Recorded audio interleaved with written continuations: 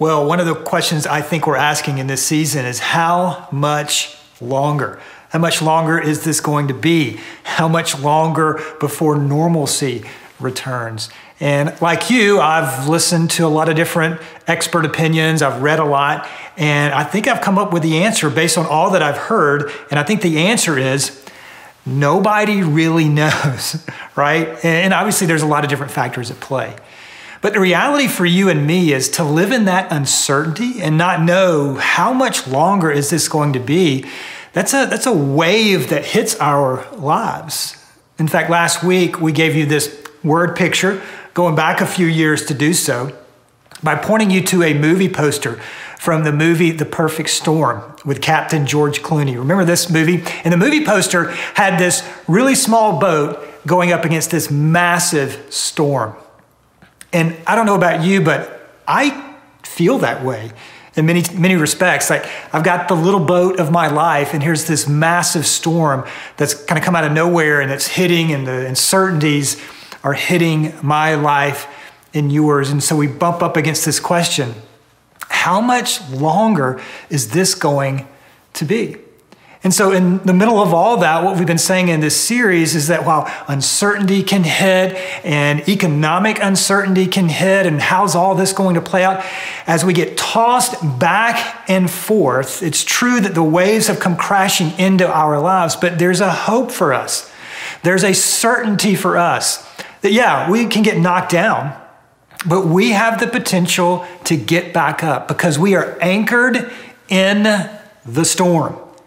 And we introduced 6 verses to you last week that has been an anchor for people for centuries now, who faced all sorts of different challenges in their lives. And yet these 6 verses, in many respects, no matter what they may be facing and have faced in the past, these verses have been an anchor to remind them, and now to remind you and me, that no matter how big the storm is, nothing is too big for God. And God is writing a story, not to diminish the challenges, not to diminish the loss and the heartache, but in the middle of all that, God does what God does, and that is bring beauty out of ashes. And so these verses come from the book of Psalms, Psalm 23, written by King David. And King David was this remarkable man. He's one of those people that you just kind of envy, honestly, because it looks like he can do everything from being a songwriter, musician, warrior, king, leader. He was everything. And in his life, he wrote down 6 verses that I think were inspired by God through him to now you and me. And as we find ourselves in this perfect storm, these verses point us to a truth that we can be anchored in this storm. And the reality for you and me, as we deal with a really good question today, how much longer is this going to be? Even though we don't have certainty to that question, we do have an anchor that allows us day in and day out to move forward. And I don't want to talk about that today. But I think it's helpful to give Psalm 23 some context. And as I mentioned, King David was a songwriter. And Psalm 23 is a worship song, right? It's a worship song. And so I'm fascinated by the creative process, whether it's a songwriter or a movie writer or somebody that comes up with a business. I love the creative process that people go through to come up with these great ideas.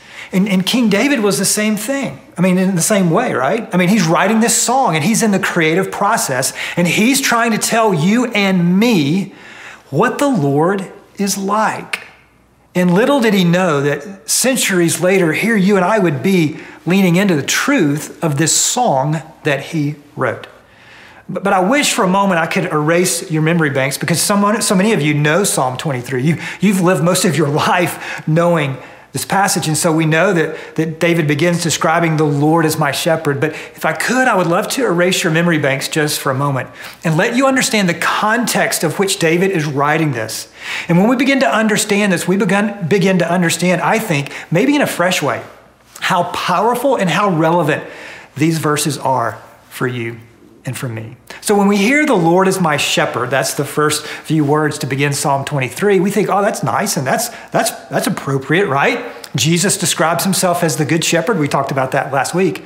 But I think it's helpful to understand that in this day and time that David was writing this, being a shepherd was not an enviable position.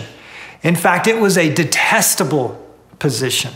In preparation for our time, I did some research and I read something that a rabbi wrote that said shepherding was so detestable that it was often relegated to the youngest member of the family because no one else in the family wanted to do this. In fact, we're introduced to David, and that truth that rabbi shared, that truth actually plays out the very first time we meet David in the Bible. You maybe know the story that there's a prophet named Samuel, and he's been instructed by God to go to the house of a man named Jesse, and he is to anoint the future king of Israel, one of Jesse's sons. So he goes and meets Jesse, and he says, can you bring your sons out to me? He has 7 sons, and each one, the prophet Samuel, in essence, says, Lord, is this the future king of Israel? And the Lord says, no, all 7. Which is kind of puzzling because Samuel's just obeying what God told him to do. So he goes through these sons and none of them are the future king of Israel. And he points to Jesse or asks Jesse rather, do you have another son? And I would imagine all the brothers kind of snickered. There was one other son. He was the youngest. And guess where the youngest son was? He was out taking care of the sheep. Because he was the youngest person in the family and no one wanted to be a shepherd. So they go get David, they bring him in, and the rest is history. Now, the reason I tell you that story is while maybe most of the world detested the role of shepherd, I think there was something in David that really enjoyed it, that he grew up in it. And not only did he grow up in it, so often as he was probably by himself, just the sheep, David and God, in those moments, I believe God began to grow his faith. In those moments, I think David began to grow into how he's ultimately described as a man after God's own heart. And as he grew in his relationship with God, and as God cared for him and loved him, and he grew in that relationship with God, he began to see a parallel between his relationship with God and his relationship with the sheep. And he would begin to go, you know what? The same way that God protects me is very similar to how I protect the sheep. If there's a wolf that's coming after one of my sheep, I'll take a rod and I'll throw that rod with uncanny accuracy to hit the wolf and drive him away. Or if I have an unruly or disobedient sheep, I'll take my staff and put it around the neck of the sheep and to guide the sheep back into the fold. But there weren't just predators outside, there were pests inside. And so pests or insects would often bore themselves into the face of the sheep. So David would take oil and pour it over the head of the sheep, and the oil would run over and flow out the pest in the face of the sheep. And David would think, you know, the same way that I care for these sheep, I've experienced the love and the grace and the strength of God. And we see this experience play out when David burst onto the world stage. He walks up one day and he notices that there's this giant named Goliath that is mocking God and mocking the people of God. And David has this righteous indignation to say, is anyone going to do something? I mean, this guy's talking some trash and talking some smack against God and the armies of God. Is no one going to do anything? And everyone's cowering in fear. And David says, I'll go do something. And they try to put on King Saul's armor, and David says, I don't need that. And he leans in on his experience as a shepherd. Here's what he says. He said, look, in protection of sheep, I have killed bears and lions with my bare hands. If I can kill bears and lions with my own hands and with God's help, I can certainly deal with this man. And everybody says, David, Goliath is too big to hit. And David says, no, Goliath is too big to miss. And he walks out with a slingshot and a few stones, and the rest is history. Now, the reason that I tell you all of that is I think, a backdrop toward this worship song that has stood the test of time and finds its way to you today. And you can anchor on not just to these words, but to who the words point to and what these words say about what the shepherd does for you. If you were with us last week, maybe you recall that I said, here's what we're going to do in this two-part series. First, we're going to talk about who the shepherd is in Psalm 23. We talked about that last week, connecting it to John chapter 10, that in essence to say Jesus is our shepherd. I lack nothing. This week, I told you that we want to shift and talk about what the shepherd does. And so I want to read this whole passage to you real quick.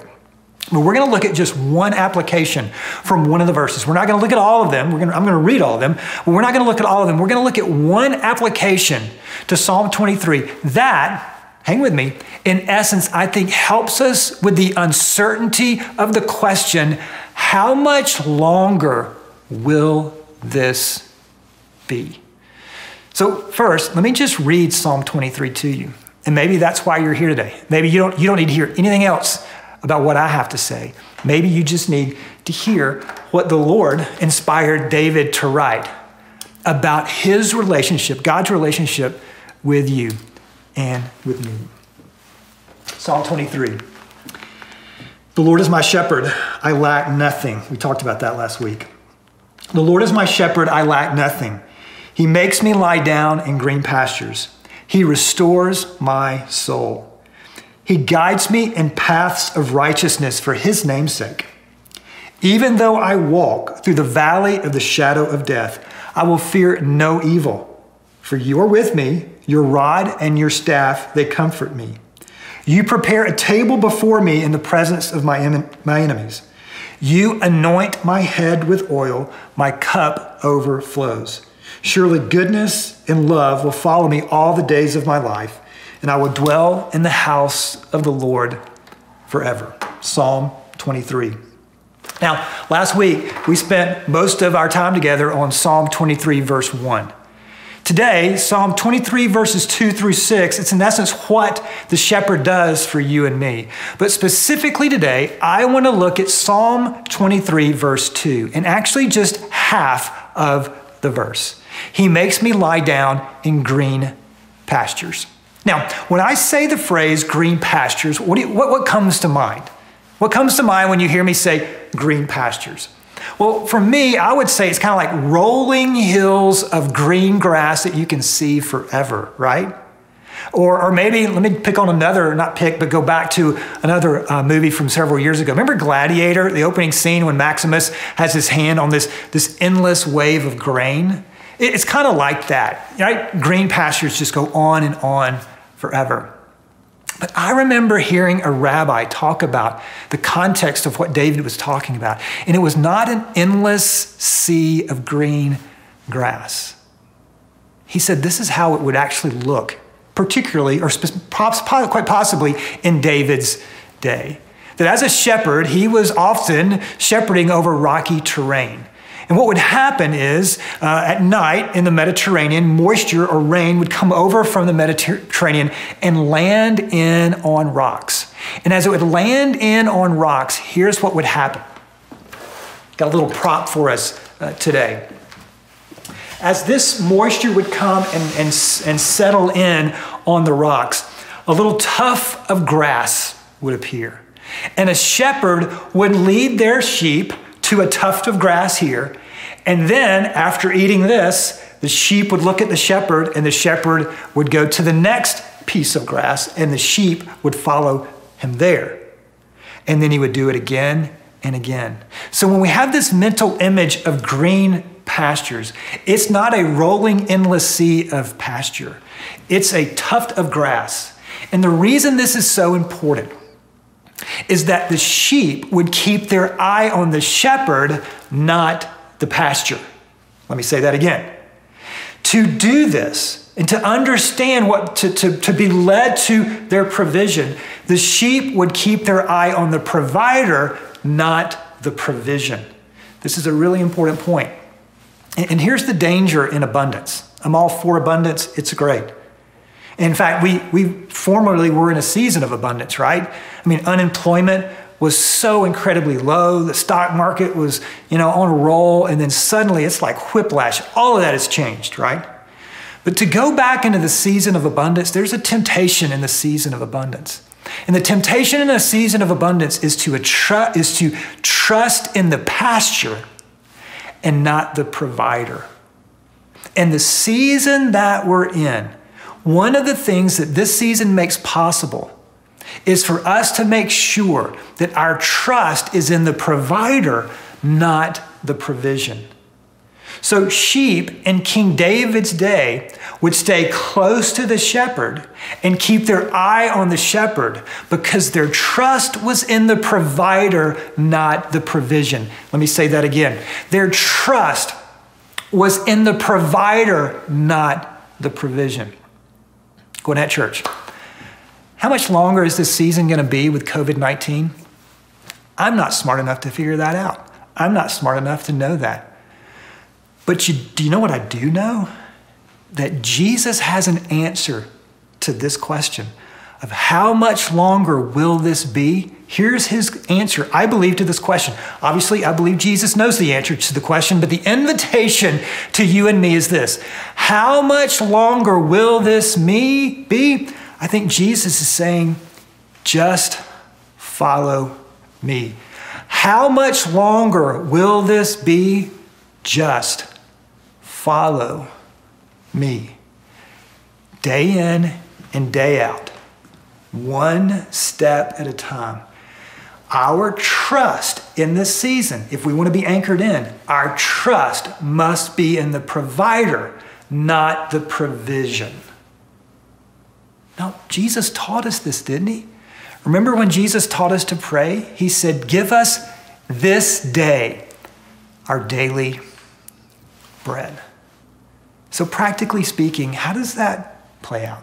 Let me give you a couple of examples that I think this week you can take a daily following to Jesus and not allow the uncertainty to crash in and get us all up in arms. Totally understand all of that. But can we anchor in and go, you know what? Here's what I do know. I don't know what 8, 10, 12 months from now is going to look like, but I know that I can anchor in and follow Jesus today. So let me give you a few examples. First, I would encourage you this week to get up and read Psalm 23.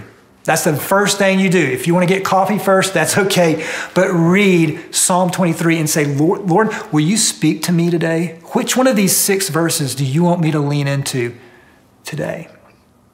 Secondly, if you're watching this on Sunday, not sure when you're going to watch this, but this coming Tuesday night, we're going to have a night of worship and prayer online. But it's going to be an opportunity for our community to gather around. And if you have a prayer request, you can just type that in and our community will jump in and begin to pray for you. So every day, read Psalm 23. Tuesday night, join us for a night of worship and prayer. Then, with your small group. The other night, I drove by Gwinnett Church. In the parking lot, I saw a couple of small groups, and you were practicing social distancing. You were out in the parking lot, and you had a circle in your lawn chairs, and you were meeting together. And whatever, and first of all, I'm so impressed with how so many of our small groups continue to meet virtually. That's awesome. But it's not just that night that you meet. It's texting one another throughout the week. And I want to encourage you, for those of you that aren't in a group, we've got a variety of different ways to get into groups. But if you'll go to gwinnettchurch.org/groups, it's a step for you to get into a group. But those are just a handful of ways for you this week to keep your eye on the provider, not the provision. Will the Lord provide for you? According to King David, that's what Psalm 23 is all about. It's not negating the provision, but it's making sure that we're not putting our trust in the provision, but our trust is in the provider. In fact, another way to say it is this. And maybe you feel this way. Maybe you would say, and trust me, I feel this way as well. Jeff, I don't know what to do. I don't know what to do about my job situation. I don't know what to do about this situation. I don't know what to do about my family situation. I totally understand that. And again, maybe you've heard me say this. We need to give ourselves grace in this moment. None of us have been through a global pandemic before. But when you don't know what to do, your hope is not in what or when, but who. When we don't know what to do, and we don't know the answer to the question of how much longer is this going to be, when we don't know what to do, our hope is not in what or when, but who.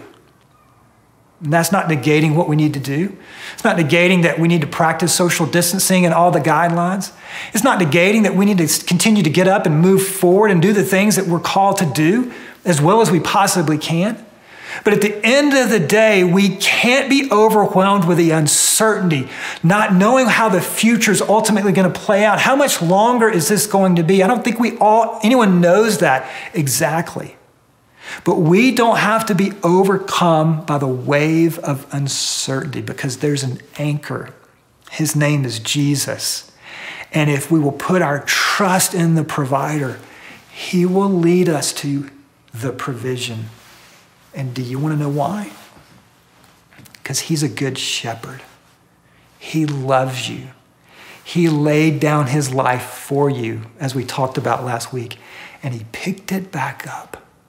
And you are secure in him. So Gwinnett Church, in the face of so much uncertainty, let's get anchored in. Let's keep our eye on the provider who will lead us to the provision and is ultimately writing a beautiful, amazing story for your good and his glory. And knowing that today is why we want to sing this song that talks about that you can anchor in to Jesus, your good shepherd, the Prince of Peace, the rock, the Savior. Because in the face of a perfect storm, the waves will crash, but we can get back up and keep our eye on the shepherd because we are anchored in to him.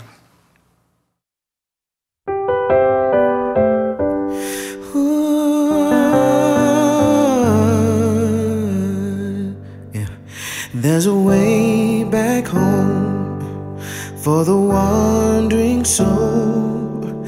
There's a peaceful calm for the restless one. And if you're so far gone, you can't see the shore, well, just lift your eyes and look to the Lord.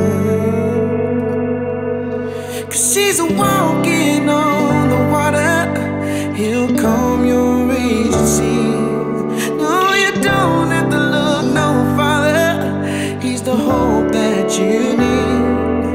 And if your sails are torn and tattered and the storm just won't cease, see, take hold of the hand of the Savior, 'cause he's the anchor of peace. Oh, he's the anchor of peace.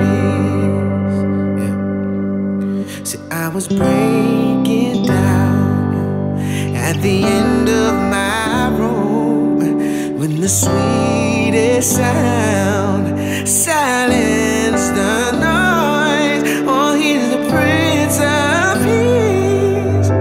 The waves know his voice. So just lift your eyes and look to the Lord, 'cause he's walking on the water and he'll calm your raging seas. No, you don't have to look no farther, but he's the hope that you need. And now if your sails are torn and tattered and the storm just won't cease, so take hold of the hand of the Savior, 'cause he's the anchor of peace. Oh, he's the anchor of peace. See, I was far from the peaceful shore, falling to the hopeless floor. Oh, the wreckage of the fall, there was no way. Then I saw the lighthouse, I was